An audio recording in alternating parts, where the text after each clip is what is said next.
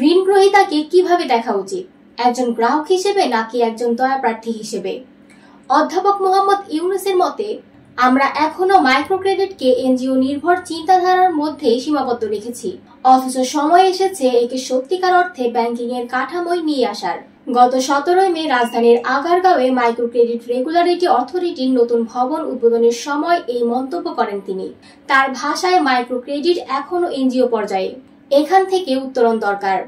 Micro ক্রেডিটকে ব্যাংকের কাঠামোয় আনতে হবে, তার জন্য প্রয়োজন আলাদা আইন। উক্ত বক্তব্যে অধ্যাপক ইউনূস গ্রামীণ ব্যাংকের প্রতিষ্ঠাকালীন সময়ের অভিজ্ঞতা তুলে ধরেন। তিনি বলেন, তখন অনেকেই প্রশ্ন তুলেছিল এটিকে আদৌ ব্যাংক বলা যায় কিনা। তিনি সোজাসাপটা উত্তর দিয়েছিলেন, আমাদেরটাই প্রকৃত ব্যাংক, অন্যদেরটা লোক দেখানো। কারণ আমরা ব্যাংকিং করি মানুষের বিশ্বাসের ওপর, জামানতের ওপর নয়। তার মতে, প্রচলিত ব্যাংকিং ব্যবস্থা মানুষের ওপর আস্থা না রেখে কেবল অর্থনৈতিক নিরাপত্তার দোহাই দিয়ে চলে। অথচ মাইক্রো ক্রেডিটের ভিত্তি হলো আস্থা, আত্মবিশ্বাস এবং সমাজের প্রান্তিক মানুষের অর্থনৈতিক ক্ষমতায়ন। আজ সেই প্রচলিত ব্যাংকিং ব্যবস্থা নানা দুর্নীতির দায়ে ধসে পড়েছে। ইউনূস বলেন, যেসব ব্যাংক নিজেদের প্রকৃত ব্যাংক মনে করত, তারা আজ হাওয়া, টাকা লোপাট প্রতিষ্ঠান বিলুপ্ত। আর মাইক্রো ক্রেডিট সেক্টরে কোনো প্রতিষ্ঠান পয়সা নিয়ে পালায়নি, এমন বাস্তবতায় তিনি বলেন, মাইক্রো ক্রেডিটই হবে আগামী দিনের আসল ব্যাংকিং, যেখানে ব্যক্তি নিজেই হবে তার ব্যাংকের মূল চালিকা শক্তি। টাকার গায়ে বিশ্বাস থাকবে না, মানুষের গায়ে থাকবে। কিন্তু এই দৃষ্টিভঙ্গিকে টিকিয়ে রাখতে হলে একটি শক্তিশালী নিয়ন্ত্রণ কাঠামো দরকার। অধ্যাপক ইউনূস বলেন, গ্রামীণ ব্যাংকের সাফল্যের পর অসংখ্য এনজিও ক্ষুদ্র ঋণের খাতকে অনুসরণ করতে শুরু করে, কিন্তু ধীরে ধীরে এই খাতে নানা রকমের অসঙ্গতি প্রবেশ করতে থাকে। সে সময় তিনি ভাবলেন, এই খাতে যদি এখনো নিয়ন্ত্রণ আনা না যায়, তাহলে ভবিষ্যতে বড় ধরনের ঝুঁকি তৈরি হবে। তিনি বাংলাদেশ ব্যাংকের সঙ্গে যোগাযোগ করেন, কিন্তু তারা বলেন, এটা আমাদের দায়িত্ব নয়। অর্থ মন্ত্রণালয়ও শুরুতে তেমন আগ্রহ দেখায়নি। পরে যখন তারা গুরুত্ব বোঝে, তখন অধ্যাপক ইউনূস পরামর্শ দেন, একটি স্বতন্ত্র রেগুলেটরি অথরিটি তৈরি করতে হবে। কারণ ক্ষুদ্র ঋণকে সাধারণ ব্যাংকের মতো দেখলে পুরো মডেলটাই শেষ হয়ে যাবে। এই প্রসঙ্গে তিনি একটি তুলনা দেন, যেমন ইউরোপিয়ান ফুটবল আর আমেরিকান ফুটবল। দুটো খেলায় ফুটবল হলেও নিয়ম কাঠামো একেবারেই আলাদা। আপনি যদি এক খেলার রেফারিকে দিয়ে আরেক খেলা পরিচালনা করতে বলেন, সেটা হবে সম্পূর্ণ ব্যর্থতা। ঠিক তেমনই সাধারণ কেন্দ্রীয় ব্যাংক দিয়ে ক্ষুদ্র ঋণ নিয়ন্ত্রণ করালে সেই খাত ধ্বংস হয়ে যাবে। পরবর্তীতে তৎকালীন গভর্নর ফখরুদ্দিন আহমেদের সমর্থনে গঠিত হয় মাইক্রো ক্রেডিট রেগুলেটরি অথরিটি বা এমআরএ। এখন এই সংস্থার নিজস্ব ভবনের উদ্বোধন হলো।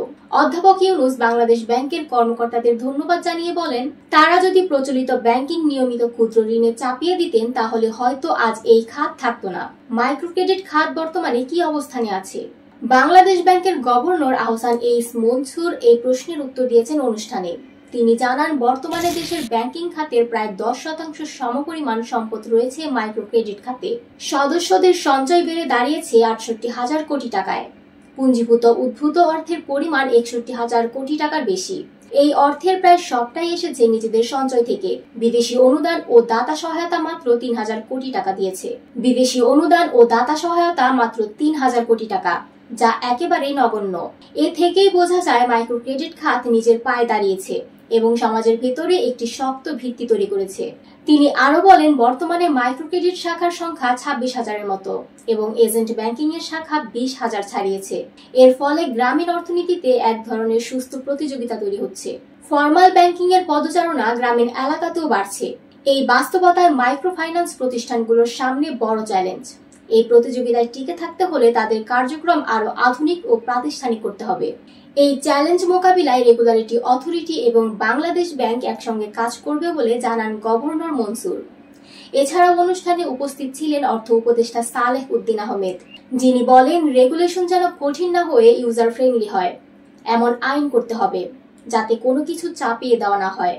পাশাপাশি এমআরএ কে কেবল নিয়ন্ত্রণকারী নয়, প্রফেশনাল ভূমিকা নিতে হবে। সবশেষে অধ্যাপক ইউনূস স্মরণ করিয়ে দেন, শুধু বাংলাদেশ নয়, যেসব দেশে মাইক্রো ক্রেডিট চালু হয়েছে সবাই এই নিয়ন্ত্রণ কাঠামোর প্রশ্নে সমস্যায় পড়েছে। তিনি বলেন, বাংলাদেশ এই সমস্যার সমাধান দিয়ে দিয়েছে। এই রেগুলেটরি অথরিটি কেবল আমাদের জন্য নয়, আন্তর্জাতিকভাবে অন্য দেশগুলোর জন্য একটি দৃষ্টান্ত। আজকের আলোচনা এই পর্যন্তই। মাইক্রো ক্রেডিট কি ভবিষ্যতের ব্যাংকিং হয়ে উঠবে? আপনি কি ভাবছেন?